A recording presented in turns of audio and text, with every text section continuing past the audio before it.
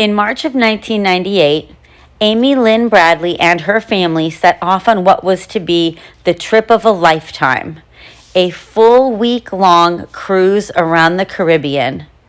But little did they know that their dream vacation would soon turn into a nightmare when Amy suddenly goes missing from their stateroom during the early morning hours of March 24th. About 24 years have passed since then, and clues of her fate are few and far between.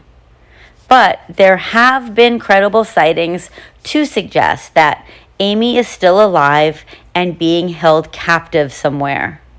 Follow me down this rabbit hole of the unsolved missing person case of Amy Lynn Bradley.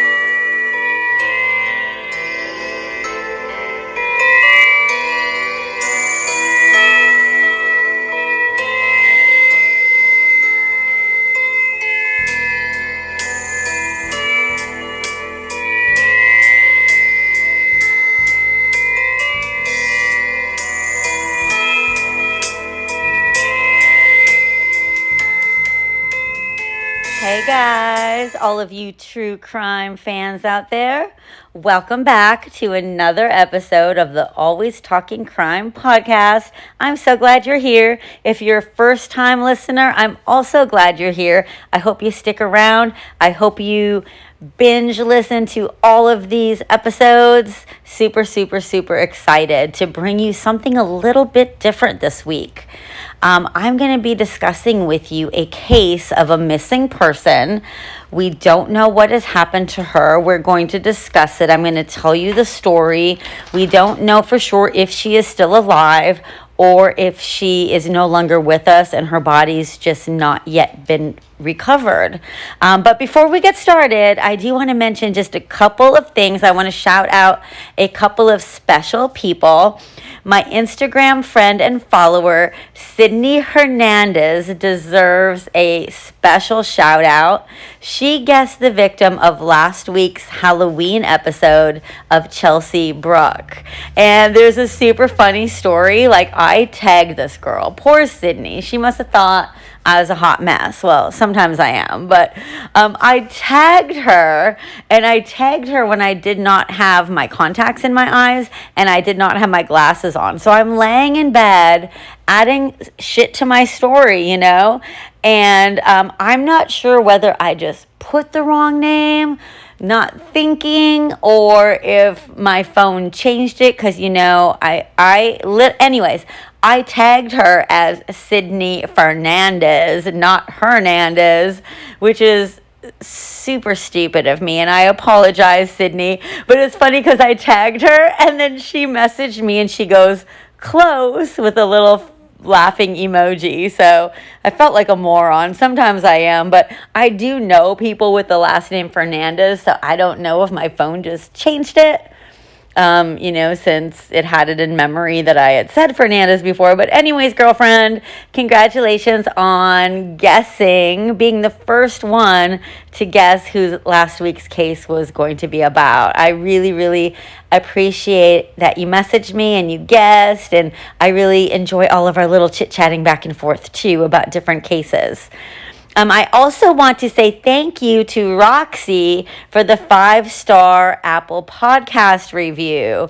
I really appreciate that as well. And if you have not left me a review yet, I would really greatly appreciate it, because you may know this, you may not know this, but when our listeners actually leave us a review, especially a 5-star review, or say something nice about our podcasts, it helps our podcast be seen by more listeners.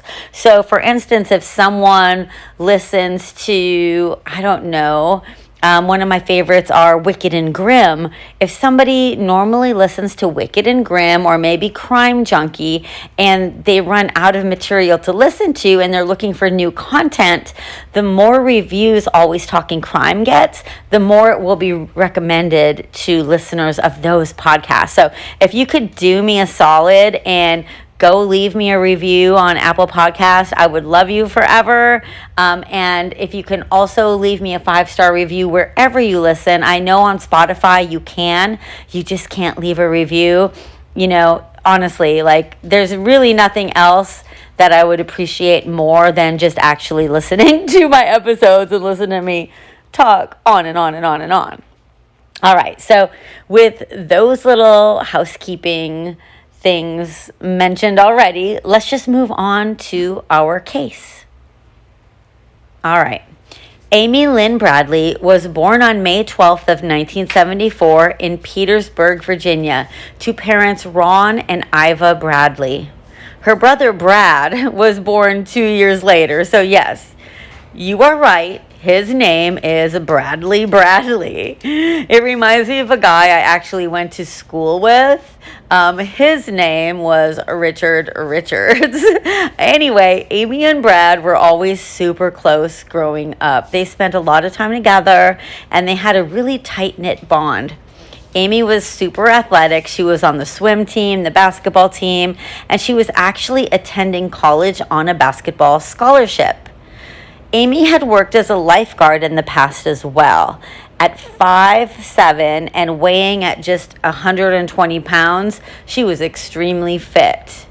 She was 23 years old, and at this age, she was happy about getting her very own apartment for the first time. She had an adorable English bulldog she absolutely adored, and she was just excited about life in general. She was really looking forward to all of the new experiences she had left ahead of her.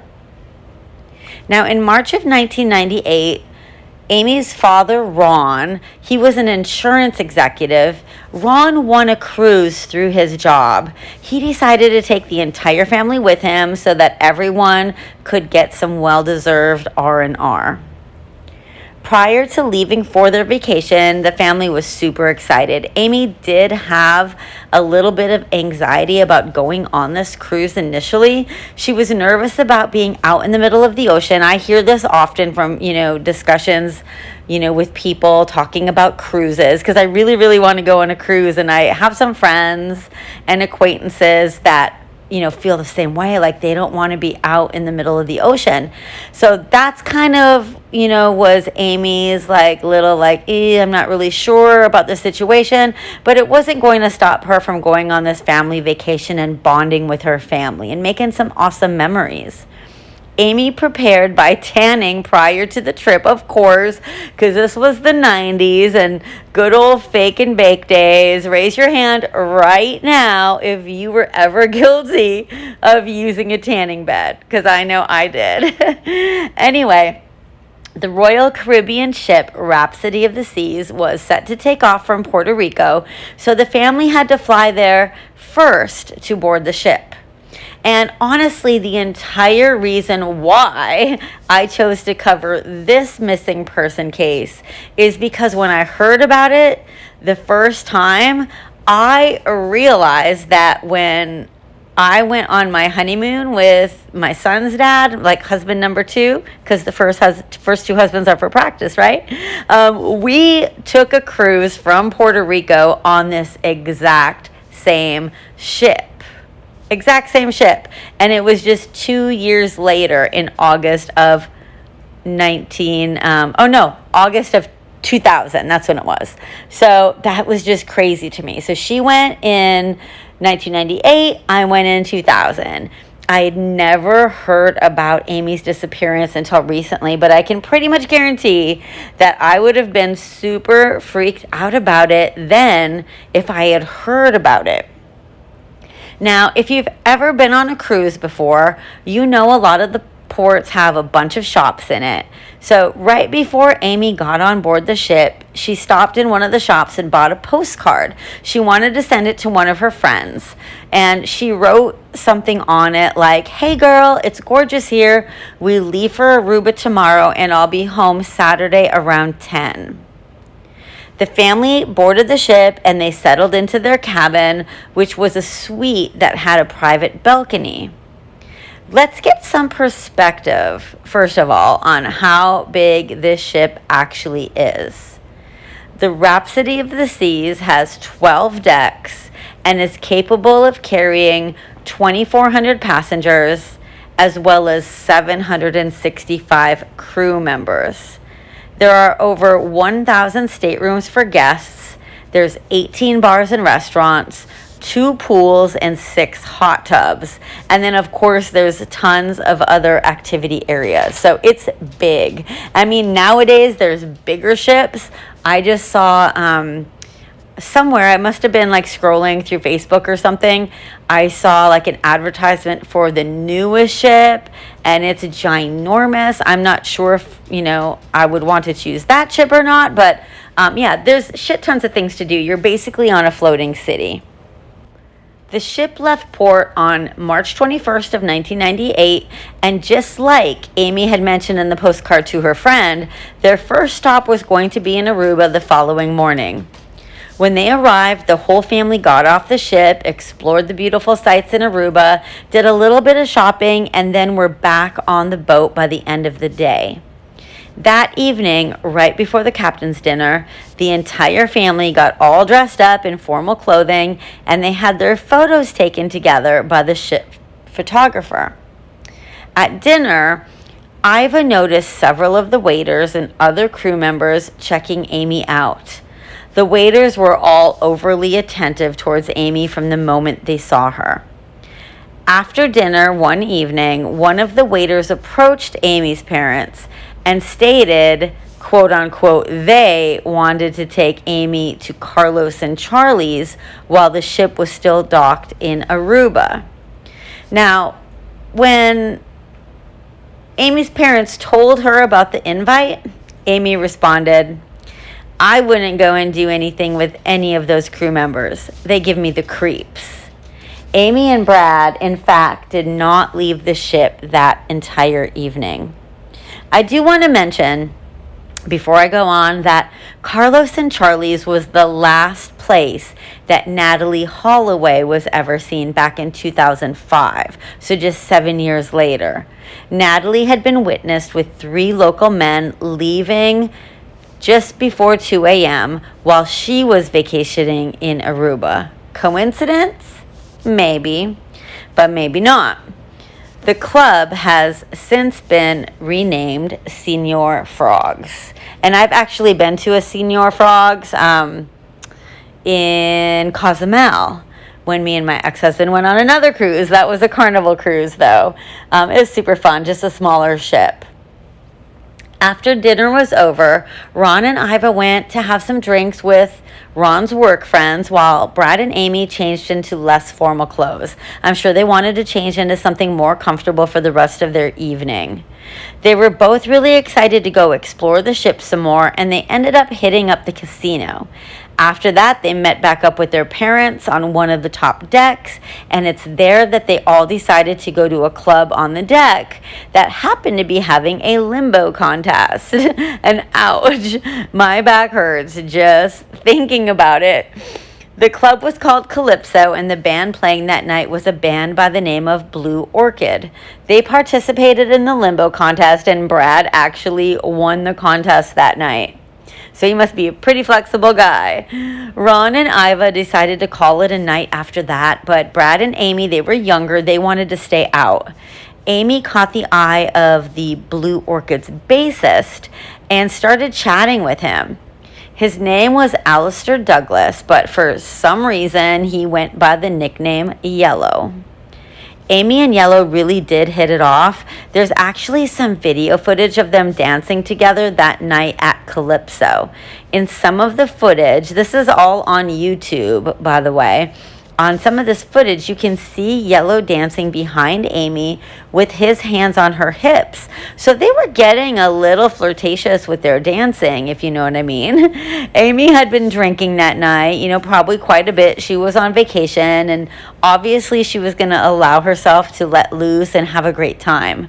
I'm sure like we all do when we go on vacation. I know I do. But anyways, Amy was trying to make the most of the evening. Around 2:45 a.m., Ron woke up and noticed that Brad and Amy were still not in the stateroom. So he went over to Club Calypso, and he saw that Brad was dancing with a bunch of girls, and he also saw that Amy was there talking to Yellow. Satisfied with what he saw, he went back to their cabin and just went back to sleep. Brad got back to the cabin about an hour later, and Amy came in about 15 minutes after that. Both of them went out to the balcony of their cabin to smoke a cigarette and talk about how their night went. They had plans to go jet skiing the following day in Curacao with their parents. So Brad went to bed, but Amy decided to stay out on the balcony for a little bit longer, just admiring the beauty of the ocean and watching the waves. At about 5:30 a.m., Ron woke up and noticed that Amy was still outside on the balcony because he could see her legs. He couldn't see her body, but, he just saw her legs, like she was sitting down and her legs were like up and kind of like crossed at the ankles. And he just assumed she probably fell asleep sitting on a chair on the balcony, so he didn't disturb her. They were all going to be getting up soon anyways and had a really busy day ahead of them. So he went back to sleep for about 30 minutes, and when he woke up again, he saw that Amy was no longer on the balcony. Now, her shoes were still there, but her cigarettes and her lighter were gone too.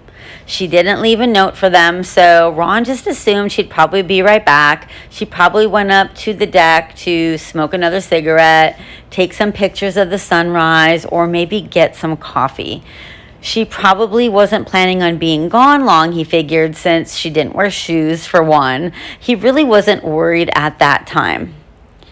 But an hour passed and Amy still had not come back. So he decided to wake up Brad and Iva and tell them that Amy was gone and that he had no idea where she went to. The boat was literally just pulling up to Curacao at this time, so there wasn't any chance that she could have gotten off the ship before them. The trio went to speak to the ship's captain and tell them they couldn't find Amy anywhere. They begged and they pleaded with him not to let anyone off the ship until they found her. It's kind of insane to me that they were begging the captain to perform typical things, like typical protocol when an emergency occurs on a ship.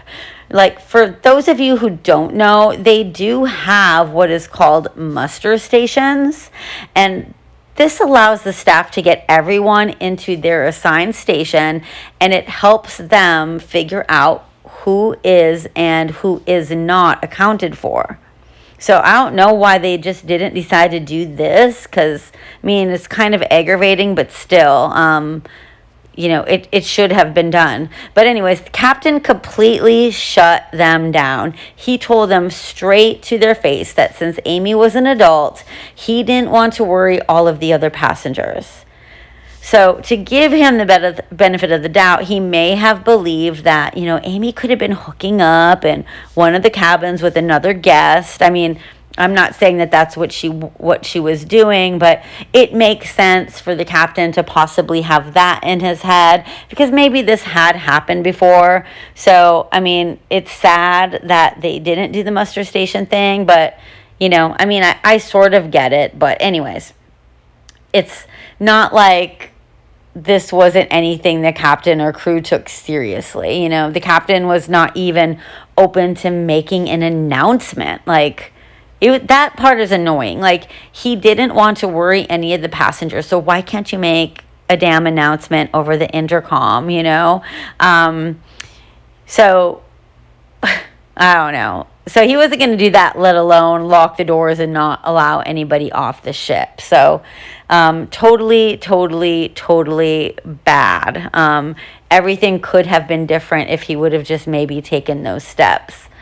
But hindsight is 2020, you know.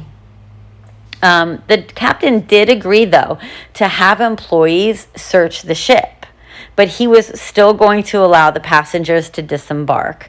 At around 8 a.m., the only announcement that was ever made was, "Will Amy Bradley please come to the purser's desk," over the intercom. You know, at least they did that. I mean, it could have been better. It should have been better, but at least there was that. For those of you who don't know, a purser is an officer on a ship, and the purser keeps the accounts. So I remember going on a cruise back in the day, like before debit cards and stuff, and you'd write checks. I remember cashing a check there because we needed money for, I don't know, just extra money, spending money. I think my ex-husband wanted to go in the casino or something like that. But I do remember cashing a check during the cruise at the purser's desk. So that's really the only reason why I've ever heard about it before, except for watching Love Boat. Because isn't that one character the purser? I don't know. I can't think of his name. But yeah, there was the captain and the purser and the bartender and, you know, la la la la la. But I watched that show a lot when I was a kid. Anyways, around the same time, this is weird, guys. Super, super weird. Brad happened to run into Yellow. And Yellow said to him, "Hey man, sorry to hear about your sister." And the thing that makes that so weird is that Yellow made this comment to Brad before that announcement was made over the intercom. And really, they were like making it seem like there wasn't anything really wrong on the announcement on the intercom anyway. So it's strange that he would say sorry to hear about your sister, because all they said on the intercom was, "Well, Amy Bradley, please come to the purser's desk." But anyways, at that point, only security and Amy's family had any kind of knowledge that Amy was even missing. So that's totally suspect. 2 girls later came forward and reported that they had seen Amy and Yellow that morning at about 5:30 a.m. walking up towards the disco. But after what the captain called an extensive search, the staff said they believed that Amy was not on the ship. The captain told the Bradley family that they'd probably be better off searching in Curacao because the ship is going to leave Curacao with or without them. So this is when Amy's family had to make a really, really tough decision. They chose in the end to pack up their belongings, get off the ship, and book a room at a hotel there in Curacao. That way they could begin searching the island for Amy. They also called their family back home to let them know what was going on. And the next day, authorities in Curacao began the search for Amy on land, in air, and in the water. Now remember, Amy was a super strong swimmer and previous lifeguard. And at the time of her disappearance, the ship was getting really close to the port in Curacao, so it seems likely that if she had fallen overboard or been pushed off the ship by somebody, she would have been recovered fairly quickly. Iva also contacted her brother John back in the U.S., and John got the FBI involved, which is amazing. The Bradleys got on a flight to meet the Rhapsody of the Seas at their next port, which was in St. Thomas. And then the FBI arrived in St. Thomas the following day. It was then determined that the cruise ship did not, N-O-T, fucking even do an in-depth search of the ship. They did not. They said they did. Remember? But all they bothered to do was search the common areas, like the restaurants, the pools, the bars, only the public fucking areas. That's it. They did not knock on everybody's cabin doors looking for Amy. It's just fucking ridiculous. So the Bradleys were totally pissed, and I do not blame them. I would have been the biggest pain in their asses, for real, if one of my kids went missing and they didn't even seem to give a shit. Anyway, the FBI conducted their search of the entire ship.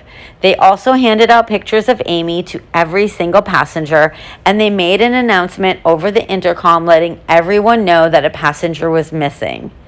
All of the things that really should have been done in the first place. The FBI also interviewed Yellow, since his involvement in this case was undoubtedly super sketchy. They asked Yellow to take a polygraph test, and he agreed to. When he finished the test, he came out of the room. This motherfucker flashed 2 thumbs up to the Bradleys, letting them know that he had passed. I feel like that would have come across as being super obnoxious, and I'm sure it pissed Amy's family off. The FBI then asked the ship for any pictures that they had of Amy. So typically on these cruise ships, they have photographers that, walk around the boat taking pictures of all the passengers in hopes basically that the passengers might purchase them at the end of their trip. Each passenger is identified and given a number to refer to. And remember when I told you guys that the entire family had their formal pictures taken together before dinner that night? They went to the captain's dinner. Well, when the FBI asked for Amy's pictures, the FBI was told that the pictures were gone. Every single one of them gone. Poof. Nowhere to be found. And out of all the passengers on the ship, Amy's pictures were the only pictures that were missing. That's a total WTF moment right there. The Bradleys eventually went home on March 28th, and I can't even imagine for the life of me how difficult that must have been for them. But they continued their search for Amy from there. It was their mission to get the word out worldwide about Amy's disappearance. They did interviews with national news stations, and they tied yellow ribbons to trees everywhere to help keep Amy on the forefront of everyone's minds. Now, it wasn't long before they got a phone call from a Spanish-speaking cab driver. Now, this cab driver told them that he had been at the port in Puerto Rico and had seen Amy being taken off the boat by a man and forced into a cab. This would have been 4 days after her disappearance, which would mean that she had been on the ship the entire time, being held captive somewhere. They gave this tip to the FBI, but for 8 months, the Bradleys found that the FBI had done nothing with that lead. In April, Brad and Ron went back to the island to try to look for Amy again. They had no luck locating her. Meanwhile, a man named David Carmichael, who was a wealthy Canadian, had just finished scuba diving with a group on a beach near the Curacao port. He had been cleaning his gear when he saw a woman on the beach being followed by 2 men. David said that the woman must have noticed that he was speaking English because she started rushing towards him. But unfortunately, right before the woman got to David, both of the men rushed up to her, pulled her aside, and brought her into a nearby cafe. David followed them into the cafe and felt like something shady was definitely going on, so he decided to start taking mental notes. He noticed that there was a scar on the woman's right shin, there was a tattoo on her ankle, and then there was a Tasmanian Devil tattoo on the woman's left shoulder. Now, Amy has a tattoo of a Tasmanian Devil spinning a basketball, and it's on her left shoulder. At that time, David didn't know anything about Amy. He didn't piece it all together until he was watching an episode of Unsolved Mysteries, which showcased Amy's disappearance. But he said that he is 100% sure that it was Amy that he had seen that day while he was on vacation. In the fall of 1999, the Bradley family decided to hire their own PI. He was a man by the name of Frank Jones, who claimed to be a former member of American Special Forces. He told the Bradleys that a Colombian gang was holding Amy on the island of Curacao and that he knew exactly where Amy was. Apparently, Frank knew a guy down there who worked as a cook and had accurately described Amy's tattoos and even a lullaby that she had heard Amy sing. Turns out this was the same lullaby that Amy's mother had sung to Amy when she was a little girl. So it's super, super eerie.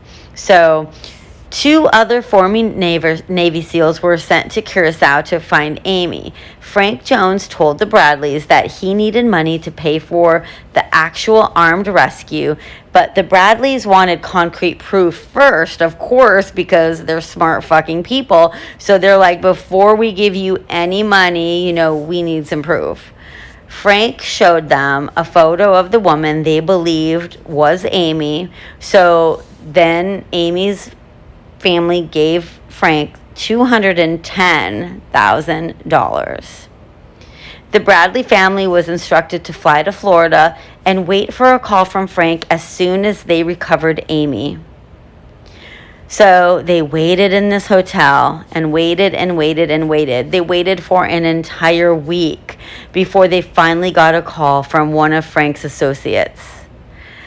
This associate, unfortunately, had to break the news to the Bradleys that he had been duped by Frank Jones, and so had they. Frank never had eyes on Amy, and the picture he showed them of Amy was entirely fabricated. He had never been in the Special Forces. There was never any Colombian gang connection, no surveillance, nothing. It was all a scam. He eventually pled guilty to mail fraud, and he did get a 5-year sentence, and in order to pay all of the money back. What a lowlife fuck. To take advantage of a family like that. I mean, it shouldn't surprise me, but it's just so unfortunate and sucky that fuck faces like that, breathe our same air. You know what I mean? Anyway, in 2005, a woman named Judy Maurer was in a Bridgetown, Barbados women's restroom stall. That's lots of words. I need to breathe and talk at the same time. But anyway, she's in this bathroom, inside the stall, inside this place in Barbados, when she suddenly heard 2 men loudly enter the bathroom, the women's bathroom, and they began screaming and threatening another woman who was in the stall next to Judy.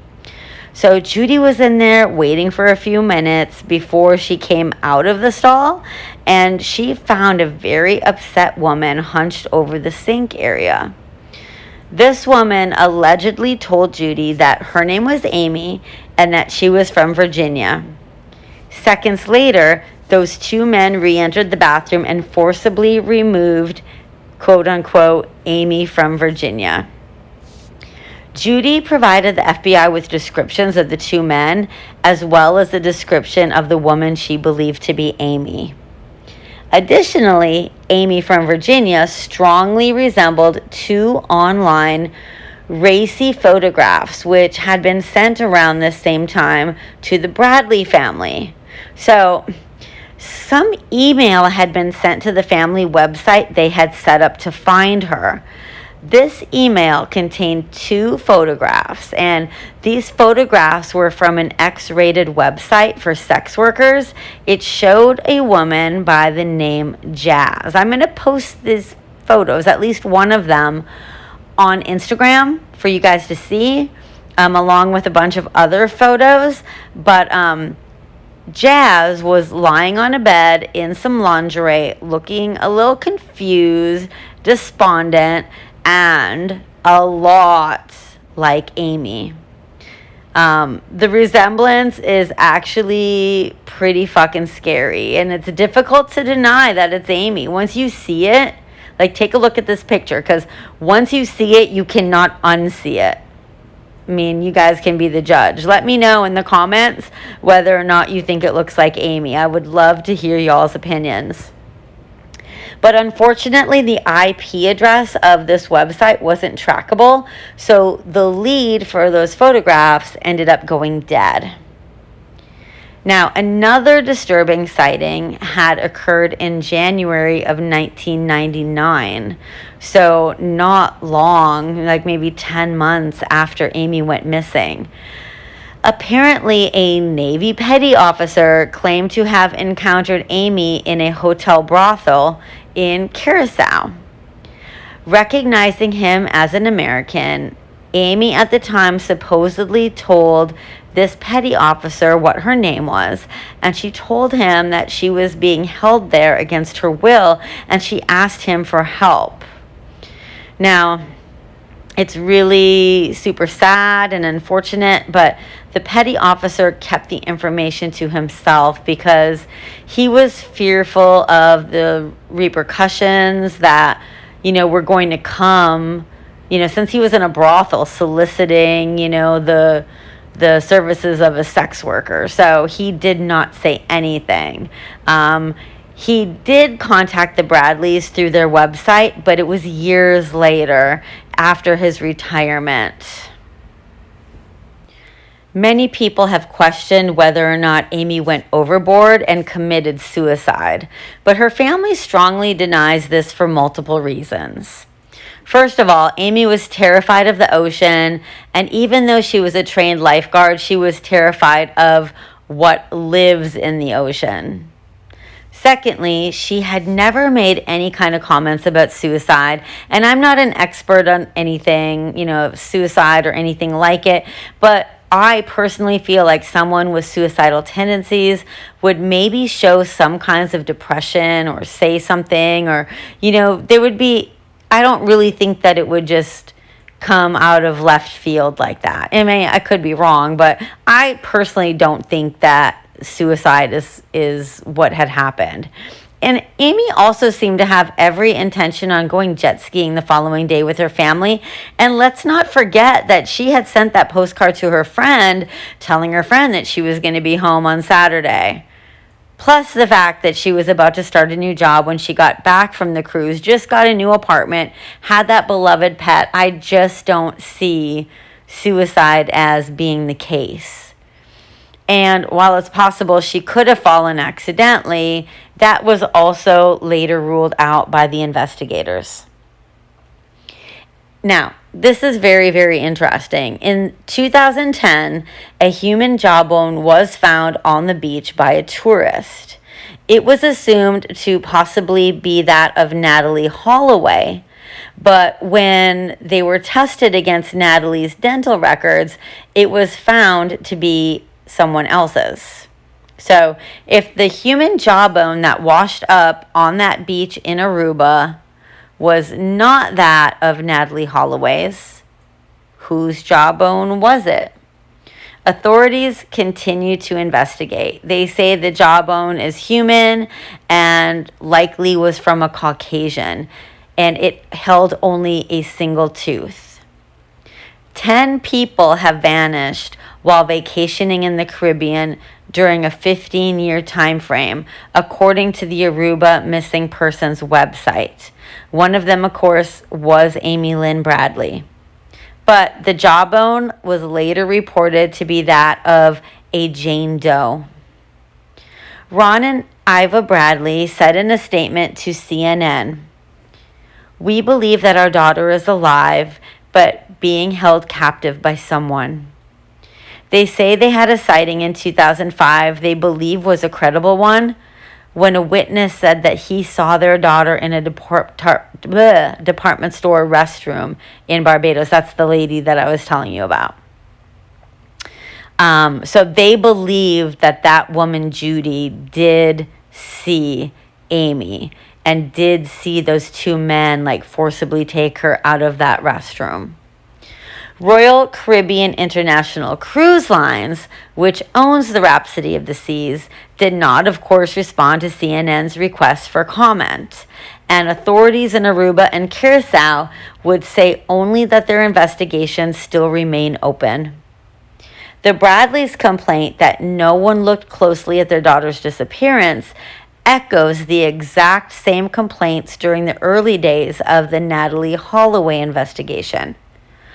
Natalie's parents also complained of a lack of urgency by the authorities when she disappeared during her senior class trip to Aruba in May of 2005. To this day, authorities have no resolution as to what happened to Natalie, back then. So that was 17 years ago. Still no resolution. A local man, Vandershit was last seen with Holloway. He was arrested and questioned several times, but ended up being released. But he had since been arrested and charged with murdering a young woman in Peru. So it really makes you wonder, At the time that Amy disappeared, she was 5'7", she weighed 120 pounds, and had short brown hair and green eyes. She had a Tasmanian Devil tattoo on her left shoulder. She had a Chinese symbol tattooed on her right ankle, a green and blue gecko lizard tattoo around her navel. She had a navel ring, like a belly button ring, and multiple ear piercings. There is still a $250,000 reward that will be offered to anyone who provides information that leads to the safe return of Amy Lynn Bradley. There's also a reward of $50,000 for information leading to her verifiable location. Please contact this phone number with any tips. 804-276-2204. I do want to make mention that on March 24th of 2010, 12 years after she disappeared, Amy Lynn Bradley was declared legally dead since there was no verified witnesses and no remains found. So the truth is still uncertain. So what are your theories? I would love to hear them.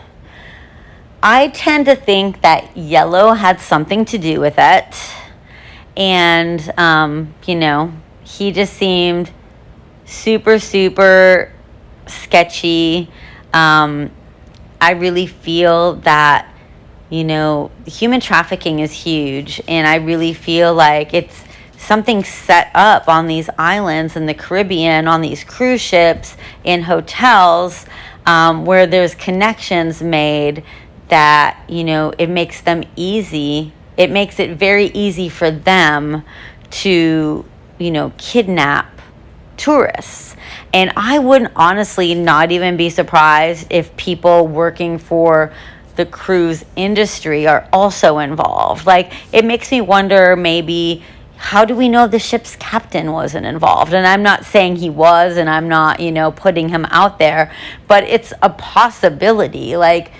If you keep an open mind and you're kind of thinking, conspiracy theories wise, why on earth did he not make sure that, the entire ship was searched? Why was he taking shortcuts? Why was he not willing to, really cooperate? So you just never know. It could just be this whole, human trafficking ring that, people working for the cruise line, is also part of. You hate to think something like that. I hate to even say it, but I don't know. I don't feel bad for saying it because I don't know the dude's name, so I'm not entirely calling him out or anything, but I'm just saying it's a possibility, especially because, what happened to Natalie Holloway at the same exact club that the staff members, the wait staff, wanted to take Amy to, the night of that dinner. I mean, it's just too much of a coincidence. There's no coincidences when it comes to stuff like that. I don't think so. So I believe that person, that Jazz in the picture, I believe that is Amy.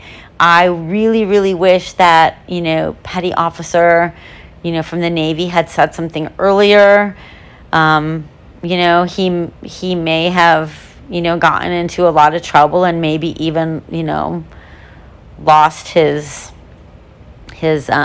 career. But I mean, at the same time, you rescue a woman that is being, human trafficked. So this whole case, I just hate it so much. I really dislike unsolved cases. I really, really do. That's why I don't do a lot of them. I do a lot of cases that, they're brutal, but they're solved. We know what happens to the people, to the victims. And as difficult as it is to talk about, I feel a lot better about it when I know that I kind of wrap up the whole story with a nice little neat bow for you. In this one, there is no such thing. So we don't know, if she was involved in human trafficking, is she even still alive? Like, we don't know. Like, she's probably about 47 years old right now. So, that's a long fucking time to be held hostage like that. But you never know. So, I hate that for her. I hate this whole thing for her family. I hope her brother's okay, and her mom and her dad, all of her friends, everybody's got to have been missing her. And I know that even though she's been declared legally dead, I know they're not ever going to give up unless they actually find, irrefutable proof that, she is deceased and she is gone. So I guess the moral of the story is, if you go on vacation somewhere, even if you're in your own country, but especially outside of your country, keep your head on a fucking swivel. Don't trust anyone.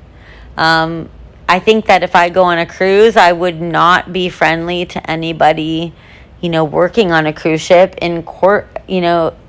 including like the fucking bass player of a band playing on the ship, because when you think about it, if he's part of this ring, if Yellow is part of this ring, human trafficking ring, he's playing the bass in this band, and every single week there's new fucking passengers, so he can just keep delivering people.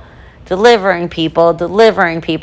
I do have another case on deck for you guys, probably in the next month. I'm not sure which week I'm going to come out with it, but it's another tourist in Mexico that was missing. So I'm going to be talking about that one. But I think that before I come out with that, I'm going to do a couple of cases that are local to me. I know I still have to do my little stalker, my extra bonus episode for you. I was just talking to my lash girl, Liz, today. She listened to my podcast. She listened to the episode about Bianca Devins. I'm not sure if she listened to any others, but we were talking about true crime. She's awesome. So if you are local here to Pensacola and you need a girl to do your lashes, go see Liz. Hit me up in the messages, and I'll tell you where she's at, where you can find her. But she's amazing, and she is a sweetheart. But we were kind of discussing, some of the things going on, and she asked me if I had done my little local stalker case yet, and I still have not written up my notes for it. It's not going to take me long. I know I need to get that out there to you guys. I'm going to be doing that one. There's also another case from here in Pensacola, like a recent Pensacola murder case that has been requested by a friend of mine named Amy McGowan. So I'm going to be doing that case. I'm not going to tell you who it is yet, but Amy, if you're listening, I'm going to be doing that case for you, girlfriend. And then there's also a case that I'm researching right now from a missing woman, missing teenager from Mobile, Alabama, which is about an hour or less away from me. So yeah, some local cases are coming your way, different things that a lot of other podcasts haven't really been covering. And then I'm probably going to throw in some like well-known things. I really want to do Gypsy Rose and Dee Dee Blanchard. That's been, I have notes going for that because I've been meaning to do that for a while. And I'm going to be doing Jodi Arias eventually because she's a psycho bitch. But it's a very intriguing case. Things like that, when somebody's such a fucking psycho, it just really intrigues me. Like the whole psychoses of the whole thing. So those are some things that are going to be coming your way. I may throw in like bits and pieces in between all of those, but I hope you all are enjoying the podcast. And again, like I requested at the beginning of this episode, if you could go hit that follow button on wherever you're listening to this, That's a huge, huge help to me. Rate me 5 stars if you are so inclined. If you're going to rate me 1 star, just don't rate me at all. And then, of course, if you're listening on Apple Podcasts, please leave me some kind of little review. You don't have to write a novel. Just a couple of sentences would be amazing, and I would forever be grateful. All right, guys. Until next time, say it with me. Keep talking crime.